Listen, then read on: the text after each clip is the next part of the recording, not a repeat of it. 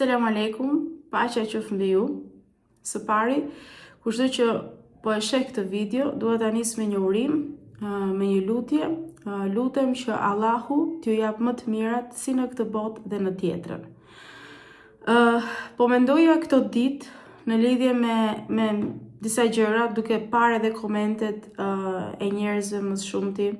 Sigurisht në këtë jetë nuk kemi pse pëlqehemi nga të gjithë, domethënë, nuk kemi pse duhemi nga të gjithë dhe sigurisht që do ketë dhe njerëz që mund të mos na pëlqejnë dhe kjo është normale dhe pranueshme.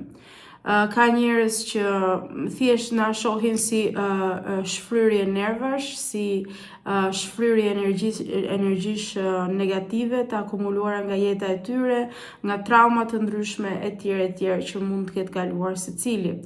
Ka njerëz që sigurisht pas çdo gjëje negative sërish e ruajnë atë pjesën e pozitivitetit, pjesën e asaj ndjeshmërisë humane dhe pjesën e cakut, domethënë të dinë se si mund t'i flasin sidomos dikujt që është i panjohur. Shumë kohë më përpara, edhe unë kam qenë e atill dhe ndoshta e atill në kuptimin që ndoshta ndikohesha, ndoshta mund të intimidohesha nga njerëz të tillë. Ndoshta nëse shiha dikë që musulmonte do bësha gjak nxehtë dhe ta sulmoja dhe unë në të njëjtën mënyrë.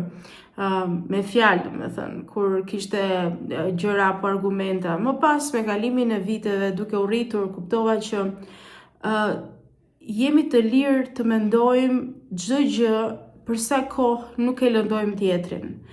Por edhe nëse ne na lëndojnë, Islami të paktën mbas u bëra muslimane, kuptova që më saktë edhe mbas u bëra muslimane, mu desh shumë kohë, madje deri kohët e fundit për të ruajtur qetësinë, kuptimin që nëse dikush do musulmonte, patjetër që do e mbrosh veten tënde, por dal nga dal Islami sikur të urtëson, në kuptimin që të qetëson, në kuptimin që shpesh herë ti do që të mbrosh veten, do të sulmosh tjetrin, në kuptimin që pse po ma thua këtë, edhe të bëhet grindja apo sherr.